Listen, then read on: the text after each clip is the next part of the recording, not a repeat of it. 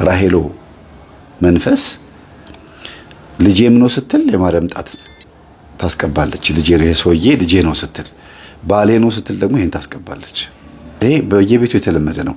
አንዳንድ ወጣት ወንዶች እናንተ ቤት ውስጥ ካሉ፣ በተለይ በሴቶች መካከል ያደጉ ወንዶች ካሉ የማርያም ጣታቸውን ጥፍር ያሳድጋሉ። ይሄንንም ሁለቱን የማሳደግ በተለይ የማርያም ጣት እና ምንድነው ሲባሉ የሆነ ነገር ማውጫ ነው፣ እንደዚህ መጎርጎሪያ ነው ምናምን፣ ጆሮ መኮርኮሪያ ነው የሚሉት፣ ግን አይደለም፣ ሌላ ነው ጉዳዩ። እና እነሱ አያውቁትም አይረዱትም ማለት ነው። ሆን ብሎ አይደለም የሚያደርጉት፣ ግን ውስጣቸው ካለው መንፈስ አንጻር ነው። ላይፋቸውን ዝም ብለው ቢመለከቱት ሴታ ሴትነት 70% ከፍ ይላል። ወንዳ ወንድነት ትንሽ ፈሪ ናቸው። እንደ ወንድ አይደፍሩም ስላችሁ ወንድ ሊደፍር የሚችላቸው ማንኛውም ነገሮች ሴት አስገድዱ ከመድፈር ውጪ ማለት ነው። በጀግንነት የሚታወቁ ሂሮንነትን በአጠቃላይ ብዙም አይደፍሩም። ወደ ሴት ነው የሚያደሉት። እንደገናም ደግሞ አነጋገር፣ አረማመድ፣ አካሄድ ሁሉ ነገራቸው እንደዛ ነው የሚሆነው። ሞር በብዛት ነው ያልኩት እንጂ ሁሉም ማለት አይደለም። ላይሆን ይችላል። ወንዳ ወንድ ሆኖ ጥፍሩ ሊያሳድግ ይችላል። ግን የመንፈሷ መኖሯ ምልክቱ መገለጫው ነው፣ አንዱ ነው። ሌላው ሴት ዛሬ ነጥላለችባቸው ብቻ ሳይሆን ቀሚስ ለብሰው ቡና የሚያፈሉ ነበር። ይሄን በየጊዜው እናገራለሁ። በየቤቱ ቀሚስ ለብሰው ቡና ያፈላሉ። የሚስታቸውን ቀሚስ ለብሰው እንደገናም ደግሞ የእናታቸውን ቀሚስ ለብሰው ቡና ያፈላሉ። ይሄ ማለት ሚስት መሆን ስትፈልግ አይነጥለዋ ወይም ራሄሎ ማለት ነው ውስጥ ያለችው ራሄሎ የምትባል ዛር ሚስት መሆን ስትፈልግ የሚስት ቀሚስ ትለብሳለች። አሳድጌዋለሁ እንደ እናት ነኝ ስትል ደግሞ የእናቱን ቀሚስ ታስለብሰውና ቡና ታስፈልዋለች። ምንም አይነት ስኒ ቡና ሚስትየው አትጠጣም። እንደ ሚስት ሆና የምታፈላ ከሆነ አይነጥለዋ ወይም ሰውየው አባትየው ራሄሎ እንደ ሚስት ሆና ስትነግስበት ሚስትየው ቡና አትጠጣም። እንደ ባሪያ ነው የምትታዘዘው። ቤት ውስጥ እንደ ባሪያ ነው የምትሆነው። እንደ እናት ሆና ስትጠጣ ደግሞ ሚስት ቡና ጠጣለች፣ አብራ ትታዘዛለች። ቡናም የምታፈላው ሚስትየዋ ናት ራሷ። እንደ እናት ቁጭ ይላል ማለት ነው። እስከ 6 ሰዓት ድረስ ደግሞ ገጠመኝ ከፍታለት አዳመጠና እና ይሄ ኮተት ነው እንዴ ታዲያ ሃይማኖት ያስቀይረን የምትይው አላት። አዎ ይኸው እሱ እየተናገረ ነው። ሃይማኖት ያስቀይራል ይሄ መንፈስ ነው እየተናገረ ነው። አዳልሞት ሄደ እኛ ቤት ስሙ ሲጠራ ሰምተህ ታውቃለህ? አላውቅም። አሁንም ጠይቃቸዋለን ትሰማለህ? እንውጣ ብሎ ልክ በር ሲከፍቱ አባትዬው በር ላይ ቆመዋል፣ እያዳመጡ ነበር። ወንበር ይዘው ቁጭ ብለው እንዲህ ብለው ያዳምጣሉ። አባዬ እኔ አሁን ልጠይቅህ ነበር የመጣሁት፣ ሌላውን ተወው። አዳልሞቴ የሚባለውን እያመለካችሁ ነበር አልነበረም አለችው። ነበረ። ለምንድን ነበር የምታመልኩት? ቡና ይፈላልኝ ብቻ ነበር የሚለው። አይደለም፣ ይሄው ይሄ ሰው የሚያወራው ስማ። አዳልሞቴ የሚባለው መንፈስ በውርስ ያጣላል። አዳልሞቴ የሚባለው መንፈስ ቤተሰብ ያበጣብጣል። ጥርጣሬ ስትጸልዩ ጥርጣሬ ያመጣል። ሃይማኖት ያስቀይራል። ቡና ሱሰኛ ያደርጋል አይደል የሚለው። ይሄ ነገር እኛ ቤት ውስጥ የለም አለችው። አሁን በጌታ ተሰብሯል ማን ብሎ አባትየው ደነፋ። በጣም ተቆጣ። እዚህ ቤት ውስጥ ሲመለክ የነበረው መንፈስ ምን ይባላል? እስቲ ስሙን ጥቀስልኝ አለችው። ጌታ ያስወገደልን ጠላት አዳልሞቴ ይባላል። ራሄሎ፣ ጨንገር፣ ግራኝ እነዚህ ነበሩ። ይሄን እናመልክ ነበር፣ የታወቀ ነው። ግን ጌታ ሰብሮታል። ልጅ አይቆይ የኔ ተራር ለኔ እንድናገር አትፈቅዱልኝ ማለች። በቃ ዛሬ ጌታ እንድንወያይ ፈቅዷል። እስቲ ሁላችሁ ፊታችሁን ታጥባችሁ ነው አለቻቸው። እውነት ከማረካችሁኝ እመጣለሁ፣ ግን እኔ የምለውን አትናቁ፣ ትንሽ ልጅ ስለሆንኩኝ እንዳትንቁኝ አለች። እሺ አሉ። ሁሉም ፊታቸውን ታጥበው መጥተው ቁጭ አሉ። ፎጣቸውን ለብሰው ጋቢያቸውን ለብሰው መጥተው ቁጭ አሉ። የጌታ ቀን ብለው ተርጉመውታል። በቃ ያን ቀን እየሰማችሁ ነው። የጌታ ቀን ተባባሉ ሁሉም። እሷም የጌታ ቀን አለች። ጌታ ኢየሱስ ክርስቶስ ሆይ፣ እውነተኛው ኢየሱስ ክርስቶስ ሆይ ዛሬ እውነቱን ግለጥ አለች። እነሱም አሜን አሉ። ከዛ የሚመለኩት እነዚህ 4 መናፍስቶች ባህሪያቸውን ልንገራቸው አለቻቸው። አንደኛ አዳልሞቴ የሚባለው ደግሜ ልንገራችሁ በውርስ ያጣላል። አባዬ ከወንድሞች ጋር በውርስ ምክንያት አልተፋጀህም? በሞት የምትፈላልጉ አይደላችሁም? ሁለተኛ የቡና ሱሰኛ ያደርጋል። አባዬ ጴንጤ ከሆንክ በኋላ ራሱ ቡና እየጠጣህ አይደለም? ሶስተኛ መናፍቅ ያደርጋል፣ ያጠራጥራል ብሎ ተናግሯል። ይኸው ከፈለጋችሁ ከፍትላችኋለሁ። ቴሌቪዥን ላይ ከፈተችላቸው። በጸሎት ሰዓት ያጠራጥራል። ጸሎት ፊት ስንንበረከክ፣ ስዕል ፊት ስንንበረከክ፣ እኛ ኦርቶዶክሳውያን ጋር ስንንበረከክ ስዕሉ ጨርቅ ነው ቀለም ነው እንዴት እዚህ ስዕል ፊት ትሰግዳለህ እያለ ያጠራጥራል። ይህን ራሱ ያጠራጥረኛል። አዎ ጨርቅ እኮ ስለሆነ ነው አላት አንዱ ወንድሟ። ኖ አዳልሞቴ ስለሆነ ነው። ያጠራጥራል። ይኸው እናንተ ራሱ ኦርቶዶክስን ሳታቋታል ጴንጤ ሆናችሁት አለቻቸው አሉ። በተለይ አንደኛው እህቷ ምናሽ አለቻት፣ ኦርቶዶክስን ታቋታላችሁ ወይ? ኮርስ ተምራችኋል? ሃይማኖቷን ታቋታላችሁ? ገብታችሁ የቤተክርስቲያን አስቀድሳችሁ ታውቃላችሁ? አንድ ቀን አባዬ እንደው ቤተክርስቲያን ሄደ ቆማ አስቀድሳ ታውቃለህ? እዚህ ቁጭ ላይ ከመካደም ውጪ የሥራ ባልደረባ አይደል ጴንጤ ያደረገ እሱ አይደል የወሰወሰ። ከዛ በኋላ አይደል የገባኸው? አንድ ቀን ቤተክርስቲያን መች ቀርባችሁ ንስሐ አባት የሚባል አለን እኛ እዚህ ቤት ውስጥ ነበረን? አንድ ቀን ይሄ ነገር እኛ ቤት ውስጥ ኖሮ አያውቅም። ይሄው አዳልሞቴ ማለት ይሄ ነው። ሁለተኛ ራሄሎ የምትባለው ይቺ ራሄሎ የምትባለው ሰይጣን ሽንት ቤት ስትቀመጥ ምን ታረግህ ነበር አባዬ? ግልጽ እናውራ። እኔ አሁን እቺ ህፃን ልጅ ነች እንዴት ታወሪያለሽ እንዳትለኝ። አዎ ደም ያስቀምጠኝ ነበር፣ የታወቀ ነው። ራስን የነገርከን ማነው? እኔ ራሴን የነገርኳችሁ አለች። አዎ ነግረህናል አለች። ታው ጌታ እንዲሰራ ይቺ ደም የምታስቀምጠው ራሄሎ የምትባለው ሰይጣን ይኸው ተቀምጣለች እዚህ ቪዲዮ ላይ። በደንብ አርጎን ያብራራት ይሄ መምህር።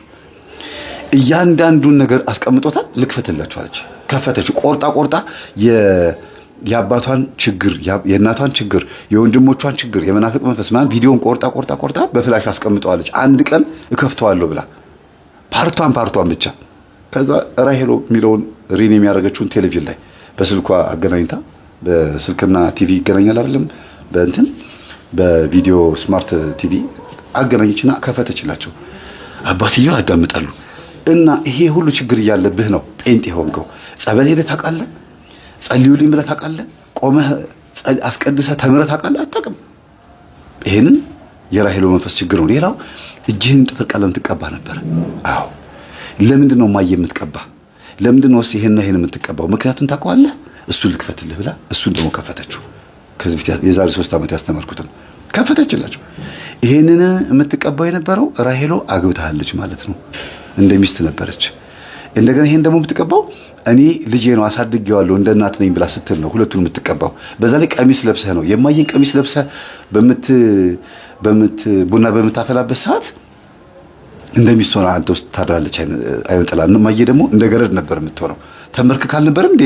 እጣን ማጠሻውን ፈንዲሻው ምኑ የምታስተካክል ነበር። በእንብርክክ አልነበር ማየ የምትሄደው? አዎ እሱማ። ታዲያ ሚስት ማን ነበረች በዛ ሰዓት? ታዲያ እማዬ ነበረች ወይስ አንተ ውስጥ ያለችው አይነጥላ? ከዛ አስቀጥሎ ደግሞ የእናትህን ቀሚስ ለብሰህ ቡና ታፈላ አልነበረ? የእናትህን ቀሚስ ለብሰህ ሊጥ ታቦካ እንጀራ ትጋግር አልነበረ? ታዲያ እሱ እኮ ቤት ውስጥ እንደ ጨዋታ እንደ ፈን የምናየው አይደል እንዴ? አይደለም። ሌላው ቤት ሊሆን ይችላል፣ እኛ ቤት ግን አይደለም። ራሄሎ ነች። እንደገና ጨንገር ደግሞ የደም መንፈስ ነው። ከወንድሞች ጋር ስትጣሉ ስትፈነካከቱ ተፈንክተህ ድብድብ አልመጣህም? ጨንገር የደም መንፈስ አይደለም? ጨንገር እንዲያውም የደም መንፈስ መሆኑን የታወቀ ነው። እናንተ ቤተሰብ በሙሉ አይ ይሄ ጨንገር ተነሳ ደግሞ ወንድማማቾች ተበጣበጡ አይደል የምትባባሉት አለችው። ቁጭ ከዛ እንደገና መጣች። ግራኝ ደግሞ መጣ። ግራኝ ሆም ብለህ ሮብና ዓርብ አይደል ወተት የምታስፈላኝ የነበረው? ሮብና ዓርብ ወተት ትጠጣለህ፣ ሮብና ዓርብ ጥብስ ትበላለህ። ሮብና ዓርብ አይደለም እንዴ ቅቤ የምትልሰው የነበረው? ክርስቲያን ኦርቶዶክስ ኮንክ እንዴት ሮብና ዓርብ እንደዚህ ታደርጋለህ? ሮብ ማለት ጌታ የተሸጠበት ቀን ነው። ዓርብ ደግሞ ጌታ የተሰቀለበት ቀን ነው። ኦርቶዶክስ ቤተክርስቲያን አማኝ ሆኖ ሮብና ዓርብ የማይጾም የተወገዘ ነው። አንተ ግን ሆን ብለህ ታደርግ ነበር። ግራኝ ነው፣ የእስላም ዛር ነው ግራኝ። ብዬ ህልማቸውን ሰማሁ። ህልማቸው ምንድን ነው? በመንገድ እየሄዱ ስንቅ አለቀባቸው እና እየበሉ ነበር የሚሄዱት እና ስንቅ አልቆባቸው ስንቃቸውን መንገድ ላይ ቁጭ አድርገውት የሌላ ሰው ስንቅ ተቀብለው ሲሄዱ አዩ። ያ የተቀበሉት ስንቅ ከመንገድ የተቀበሉት ሰው ስንቅ ግን ሰውየውን ግን ያውቁታል እና ይሄኛው ስንቅ አልቆባቸው ትተውት የሄዱትን ስንቅ አንስቶት ሄደ። ያኛው ይሄን ሰጣቸውና ያኛውን አንስቶት ሄደ እና ያን ካይናቸው እየራቀ ሄዶ ከዛ እሳት ሆነ። ይገባቸዋል። እንደ እሳት ነገር ሆኖ ታየ። ቆሞ ያዩታል። ግን የሰጣቸውን ስንቅ ከፍተው እየበሉት ነው የሚያዩት እና ይሄን ያየሁት አሉኝ።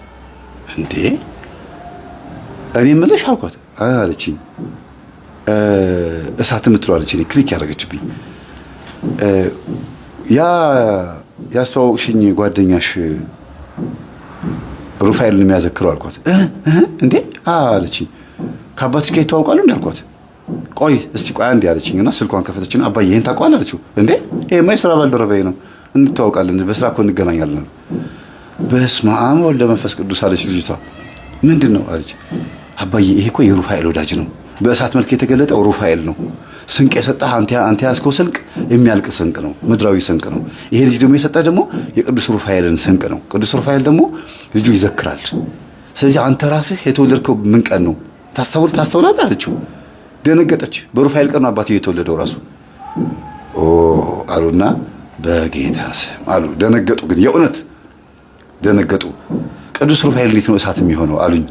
ቅዱስ ሩፋኤል ከሰባቱ ሊቃነ መላእክት መካከል አንዱ ነው። በእሳት ነው የሚመሰለው፣ እሳታዊ መልአክ ነው የሚባለው አልኳቸው።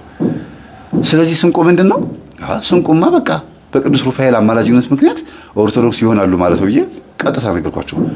አማላጅ ኢየሱስ ነው እንዴ? እንደዚህ አይ እኔ አባት እሱን ቀስ ብለን ስንመጣ ስንነጋገር ነው፣ ግን ህልሙ ይሄ ነው ማለት ነው አልኳቸው። እንዴት ብሎ ነው መልአክ ለኔ እንዴ?